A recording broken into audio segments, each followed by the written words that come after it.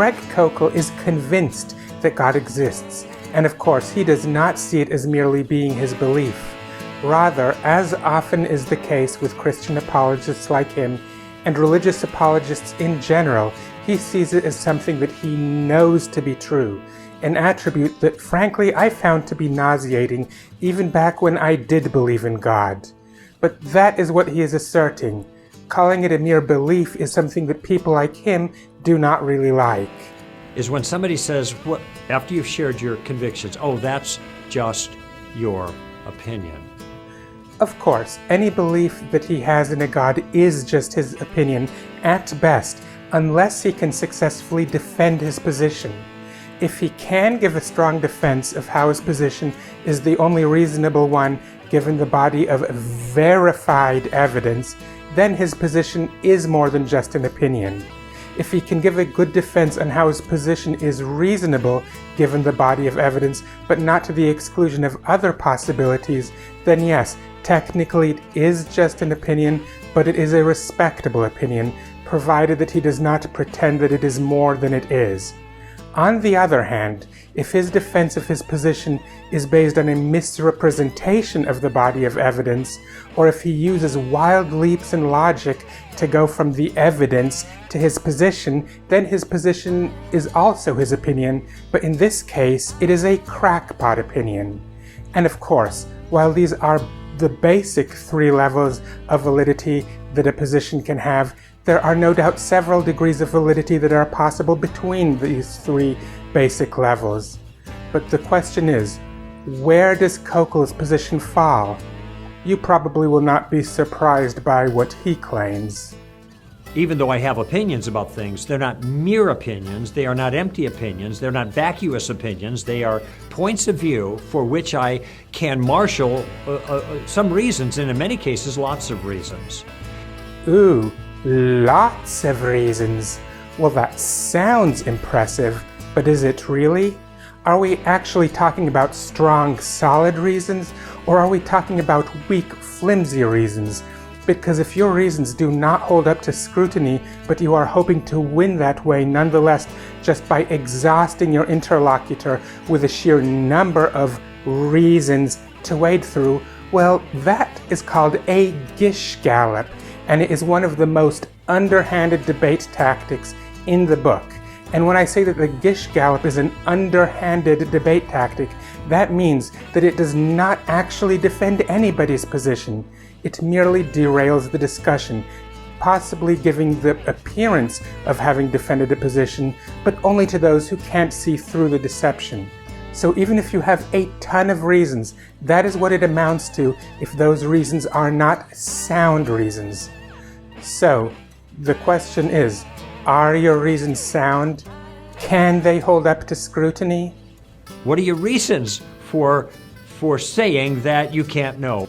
Sorry, but you're the one who is claiming that your position is more than just an opinion, bub. If that is true, then you should be able to defend that position. Stop trying to shift the burden onto others when that burden clearly falls on you. Ask them what they had for breakfast. They say, well, I had bacon and eggs. Why? I say, do you know that? Yes. Is that because you had some scientist pump your stomach out to see what was in there? No, you knew it because you were there. And I have a pretty good idea that's what you had for breakfast too, since you told me. Okay. And your point is? In other words, there are other ways of knowing things than just science. One of them is memory, one of them is testimony. Actually, memory is far less reliable than you think. For one thing, errors in human perception occur all the time, and the memories themselves that occur after that perception, those are known to distort over time. And as for getting an accurate account of what someone believes from casual testimony, you are aware that people have been known to participate in an activity known as lying. You did know that, right? That's the point of lying. Don't get me wrong. In the case of asking someone what they had for breakfast that very morning, especially if they answer confidently, chances are you will get an accurate answer. Even with something as simple as this, though, it is not guaranteed, but this example you have a fairly good chance of a correct answer. Now, at this point, you might think that Koukl is positioning himself to use someone's testimony of what they ate for breakfast that morning as an analogy to the Bible. And this would indeed be something worth responding to in a future video, as many Christian apologists do try to make arguments along those lines. But it so turns out that that is not the direction that Koukl is going in, at least not in the particular video that I'm looking at the moment. It seems like the only thing he's trying to do by this is to cast people's doubt on the importance of science. But anyways, let's go on to what direction he more specifically goes on here. The universe came into being, right? Big Bang, right? What caused the Big Bang? I don't know. I'm not a scientist. Actually, even most scientists do not know the answer to that one. There are several competing hypotheses, but nobody really knows which of them, if any, is the correct one. It could literally be any of them, or something else that nobody has yet thought of. This is because our current knowledge of the history of the universe only goes back to a fraction of a second after the Big Bang. You only have two options, something or no thing. Something or nothing. That's it. Well, yeah. Since those two options are indeed logically complementary to one another, they are indeed the only two options. Unfortunately, as is often though not always the case with tautologies, this tautology is a fairly useless one. This is because our second option, something, is a really broad catch-all category for a lot of different possibilities. It includes every idea that has ever been proposed for what caused the Big Bang, including your God hypothesis, as well as every possibility that has not as of yet been proposed, but which could be. Did the Big Bang happen right there and then because it is the origin of time and space itself? That's something. Did it happen there and then because a previous universe collapsed on that point, then in a big crunch? That is also something. Was it triggered by a black hole in a previous universe? That too is something. Was it caused by a universe seed being farted out of the behind of a primordial pink fairy? That would also be something. So yes, our only choices are something or nothing, and I think that we can probably agree that it most likely is something, but that is not really a very specific answer. Now, if something caused it, which is the odds-on favorite, then that thing is outside of the natural system. You can't get at it by science. Whoa. Slow down there a moment. What makes you say that what caused the Big Bang is outside of the natural system? There is a good chance that it is outside of our universe, but how would that put it outside of the natural system, whatever the frell that even means? It may be outside of the universe, but not outside of the cosmos, which is defined as the universe and everything outside of it. And yes, we cannot currently get at it by science, but that does not automatically mean that we can never get at it by science, let alone that it is inherently impossible to get at by science. That there is a Big Bang is indication that probably someone powerful, intelligent, capable of creating the whole universe exists. Whoa.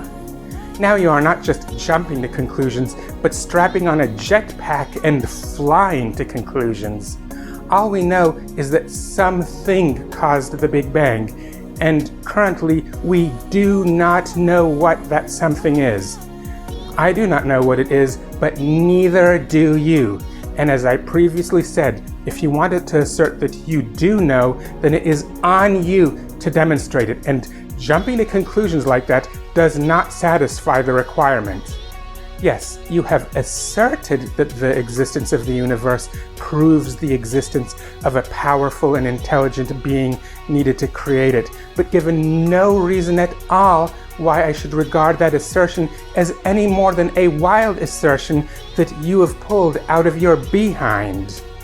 So now what we have is we've just got a little line of thinking to help that person see that it's possible to have a conviction about God that is not grounded in science and is not just a guess.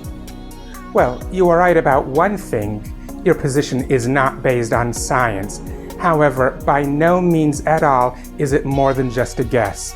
And it is not even an educated guess, not even to the limited extent that the current state of our scientific knowledge can allow. It is a guess that tries desperately to fit an ancient dogma into a body of scientific knowledge that has shown its basis to be less and less and less. There is a term for it, a term that has been used over and over to the point of becoming cliche, but only because folk like you keep trying to pull this stunt at every opportunity. That term is God of the Gaps. Just my opinion? Like, that's just as good as anybody else's opinion, and everybody's opinion is just as good because they're all guessing and no one can know? Oh, no. Not everyone's opinion is equally good. Yes, we are all guessing, but some people are trying to come up with guesses that try to explain what little we know with the likeliest explanation that they can.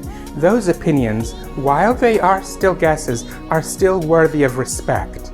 Unlike opinions whose main aim seems to be just desperately trying to fit an unsubstantiated assertion into science, which is the kind of position that you seem to be pushing. So no, your position is not just as good as those of others. Your position is far inferior, and it is a sad commentary on the scientific literacy of society that anybody takes people like you seriously. So, to all of you in internet land, what would you like me to talk about next? Let me know in this YouTube video's comments area, or you could join my Discord and let me know there. You can find an invite to join my Discord on my main links page. You can in turn find a link to my main links page in the YouTube video description area of this video. You can also find a link there to my Ko-Fi page, where you can get updates on this channel that I'm at present unable to give you on YouTube due to my current channel size. My Ko-Fi page is also where you can go if you want to support my channel financially, because if you like this channel now, you should see what I will be able to do with it when its budget is no longer limited to whatever I am able to siphon away from my personal living expenses. Also, don't forget to help my channel grow by liking, sharing, subscribing, and ringing the bell. I am Sophia the Red Angel, and until next time, see ya!